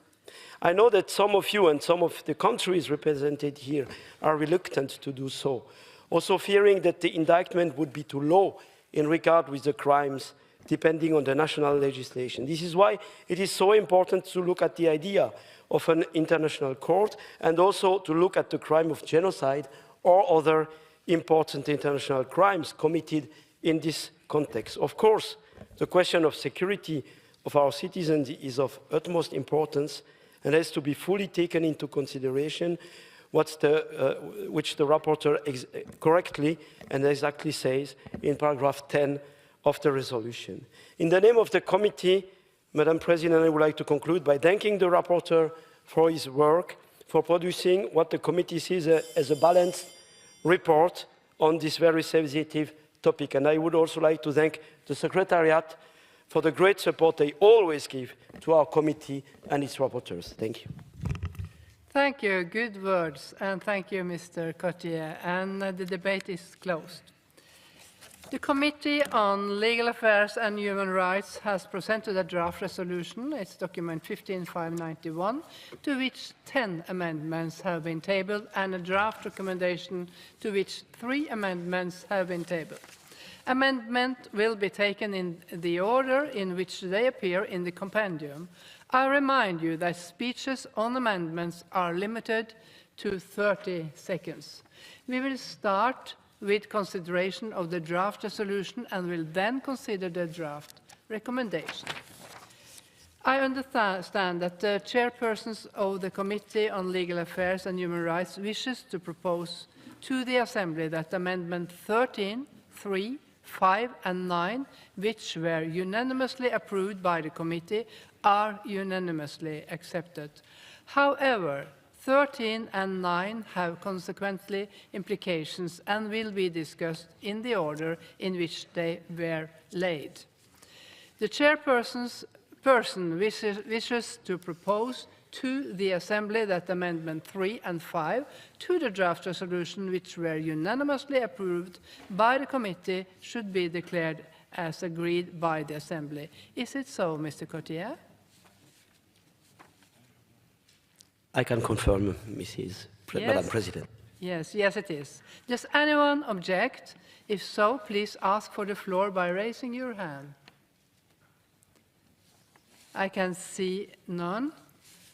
As there is no objection, I declare that the Amendment 3 and 5 to the draft resolution has been agreed. There is an objection, so the amendments will be taken in the order as on the compendium. Any amendment which has been rejected by the committee sized for report by a 2/3 majority of the votes cast shall not be put to the vote in plenary and shall be declared as definitively rejected unless 10 or more members of the Assembly object. I understand that the chairpersons of the committee wishes to propose to the Assembly that amendments 4, 8, 10, and 11 to the draft resolution, which were rejected by the committee with a 2/3 majority, be declared as rejected. Is it so, Mrs. Cotier? Yes, it's so. It's nodding. Does anyone object? No. As there is no objection, I declare that amendments 4, 8, 10, and 11 to the draft resolution are rejected. I remind the Assembly that the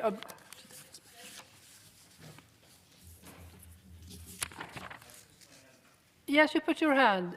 257, say your name. Max Lux, Germany. Yes. Yes, and I would like to keep Amendment 11. You want to keep Amendment 11. I remind the Assembly that the objection must be supported by at least 10 members. So if you want to keep it, you need 9 more or even more. I cannot see. I see only you. 2, 3, 1, 2, 3, 4, 5, 6.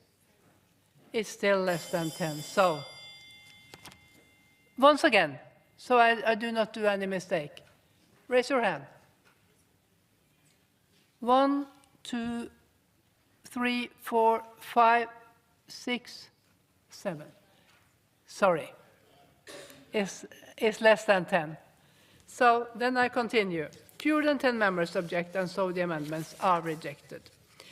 I call the chair of the Committee on Social Affairs, Health and Sustainable Development to support Amendment 1. You have 30 seconds. chair of the committee. No, Mr. Schenak. Yes? No. I'm not the chair. You're good enough. Amendment number 1 and amendment number 2 are part of the compromise in amendment number 13. Both amendments was unanimously adopted in the social committee, so I cannot withdraw them officially, but I cannot support them. So please understand, Amendment 1 and Amendment 2 are now included in Amendment 13 as a compromise. Thank you. Does anyone wish to speak against the amendment? Mr. Omzicht? I'd like to repeat the words of Mrs. Schenak. We reached a compromise text on number 13, and that's why we would like you to reject this amendment and accept Amendment 13. Now, we won't vote on Amendment 13 because it was voted on unanimously, but then we would have a consistent text, which also takes into account some of the points raised by Mr. Daams. Thank you, Mr. Omzicht. What is the opinion of the committee on the amendment? It's the same opinion, actually, Madam President. So the committee supported unanimously Amendment 13 and rejected amendment with a clear majority Amendment number 1. You're against amendment number 1. Okay. I shall now put the amendment to the vote, and the vote is open.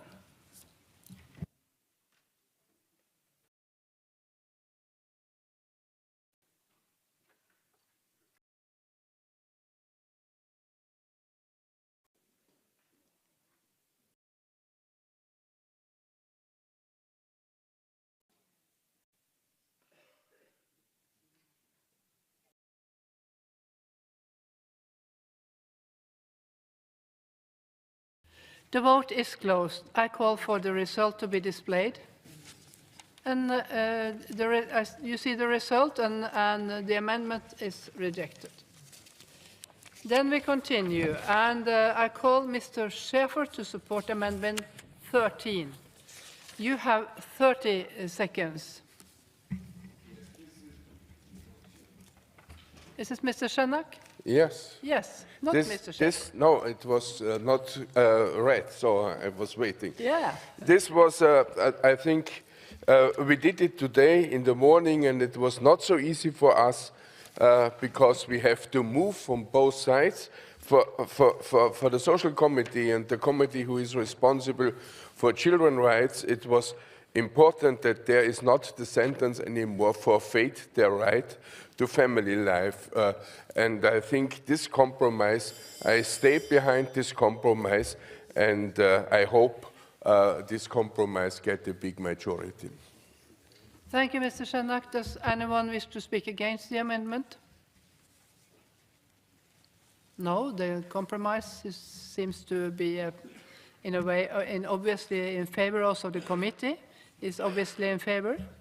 Mr. Cotilla? Yes, it is the case, actually, Madam President. It was actually supported unanimously by the committee. For procedural reasons, it was not possible before to... We have to vote on it because it was linked with other amendments, but it's a unanimous support from the committee. Thank you, Mr. Cotilla. I shall now put the amendment to the vote, and the vote is open.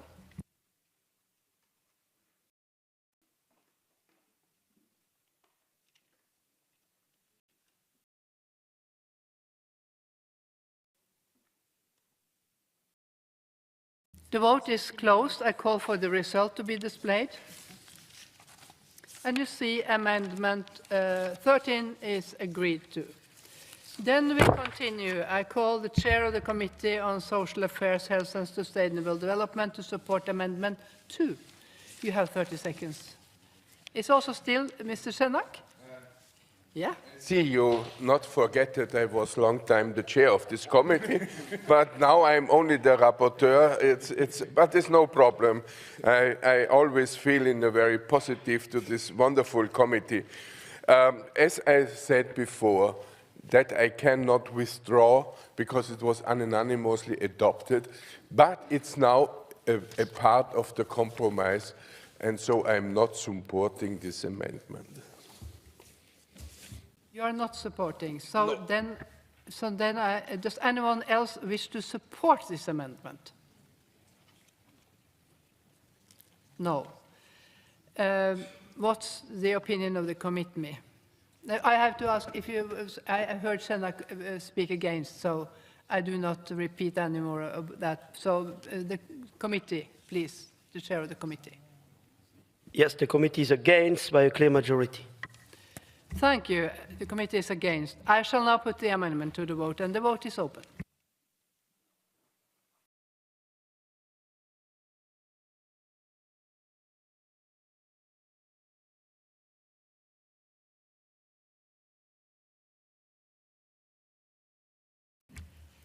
The vote is closed. I call for the result to be displayed.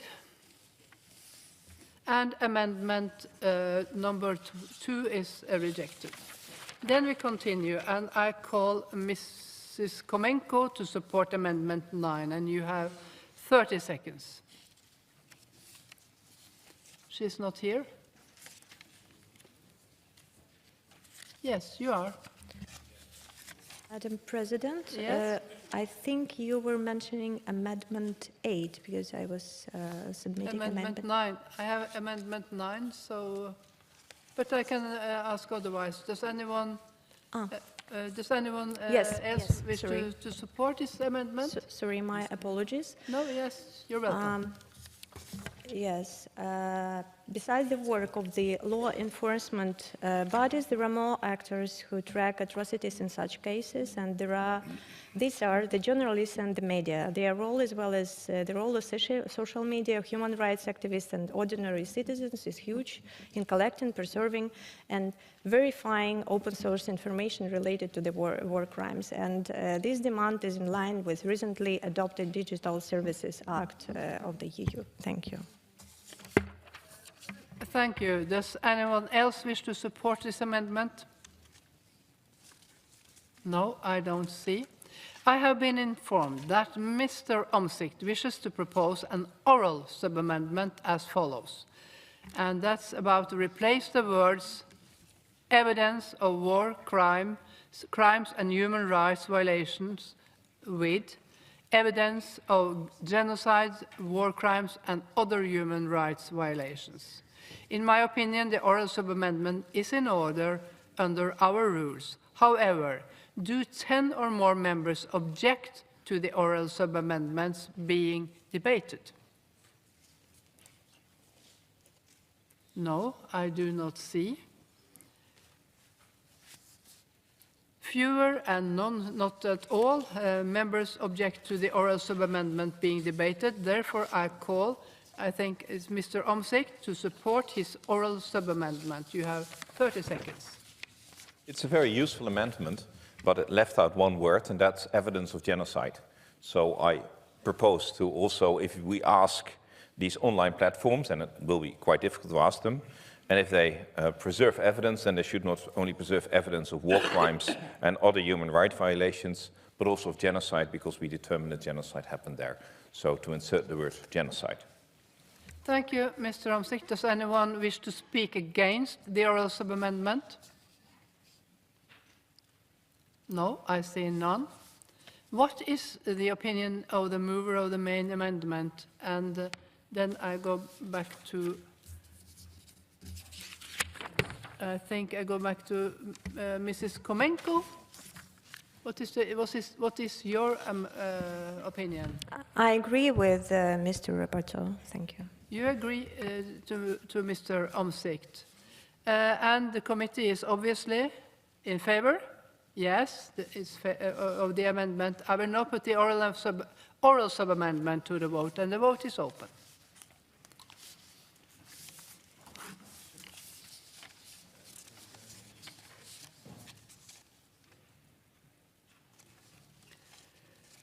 The vote is closed. I call for the result to be displayed. And the oral sub-amendment is agreed to. We will now consider the main amendment. Does anyone wish to speak against the amendment as presented from Mrs. Komenko? No, someone want to speak against the amendment? No. What is the opinion of the committee on the amendment as amended? That's unanimous support the amendment as amended, Madam President. Unanimously support. I shall now put Amendment 9 as amended to the vote, and the vote is open.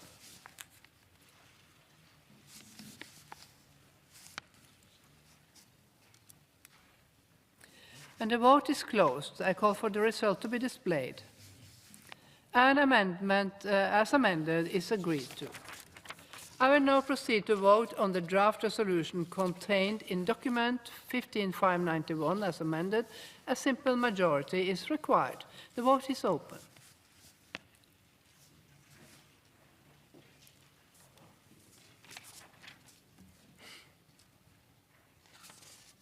And the vote is closed. And I call for the result to be displayed, and the draft resolution as amended in document 15591 is adopted.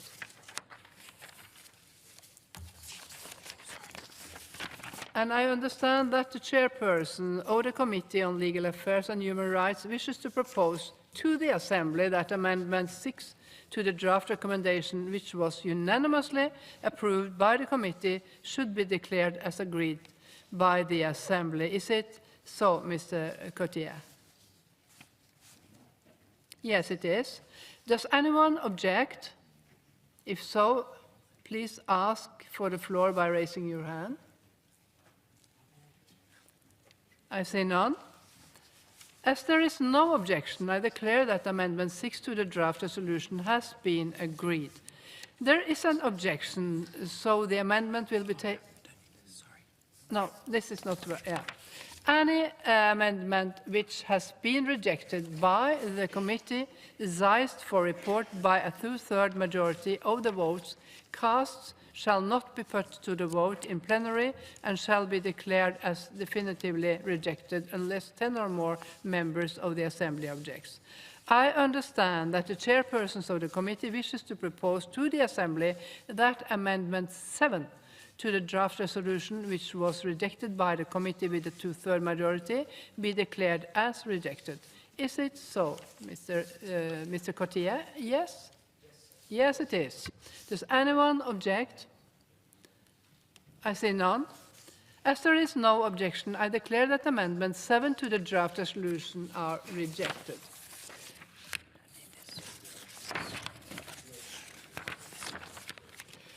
I call Mr. Aslan to support Amendment 12. You have 30 seconds. Mr. Cotier? I'm sorry, I misunderstood you, Madam Chair. Madam President, the Amendment 12 was also rejected by the committee by a two-thirds majority. 16-7, actually, it's a two-thirds majority. It's also rejected by the committee, so then I have to ask if someone wants to keep it. Yes, 52. Thank you, dear, Say your name. President. Mrs. Arslan, I would like to support amendment number 12. I want to vote.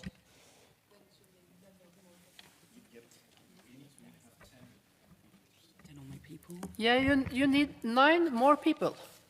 So if I see 9 more people to keep this Amendment 12, I see 1, 2. Can people stand up? Can you stand up so it's easier to count you? Yes.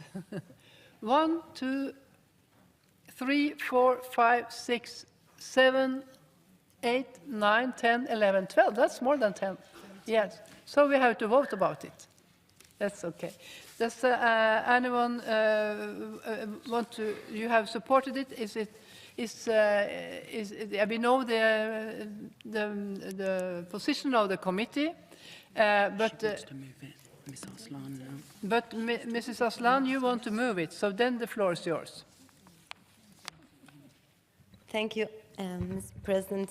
Sehr geehrte Kolleginnen und Kollegen, ich möchte mich für diesen Bericht bedanken und ich möchte nur ergänzen, dass es wichtig ist, dass wir sicherstellen, dass Kinder ihre Staatsangehörigkeit nicht verlieren dürfen. Sie sind, wie das mehrfach erwähnt worden ist, Opfer und sie sind nicht Täter. Und es ist auch wichtig, dass wir in Strafjustiz das Kindeswohl ins Zentrum stellen. Das heißt, dieser Vorschlag geht dahin, dass wir die Interessen der Kinder vertreten. Bitte unterstützen Sie diesen Antrag. Merci. Thank you so much. Does anyone want to speak against? And that's Mr. Omsik, you want to speak against. The floor is yours. Thank you very much. The objection is not against that the children should not lose the nationality of their state. That would not be a problem. They should keep their nationality. You shouldn't deprive children which have a Dutch or a Swedish or a German nationality and live in those camps from the nationality. The problem is the line afterwards. They may return with at least one of their parents. And if they have one parent, and if it's in the interest, and that's what we said earlier in the resolution, in the interest of the child not to return with their parent, because it's better for the child, or it's better for national security, then in that case, there shouldn't be the absolute right. Of course, if a state chooses that it's possible, it can, but that should not be an absolute right, and that's why I would ask you to reject this particular amendment.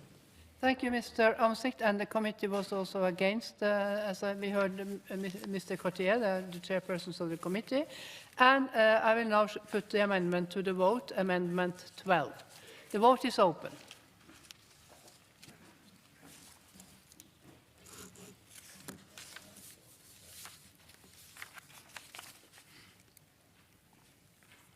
And the vote is closed, and I call for the result to be displayed. Yes, the amendment is agreed to. We will now proceed to vote on the draft recommendation contained in document 15/591 as amended. A 2/3 majority is required, and the vote is open.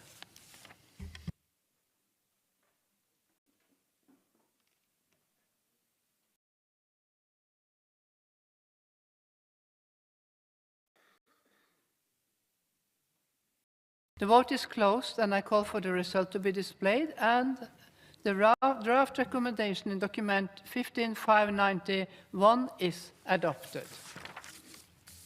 The Assembly will hold its next public sitting tomorrow at 10 a.m. with the agenda which was approved this morning, and the sitting is adjourned.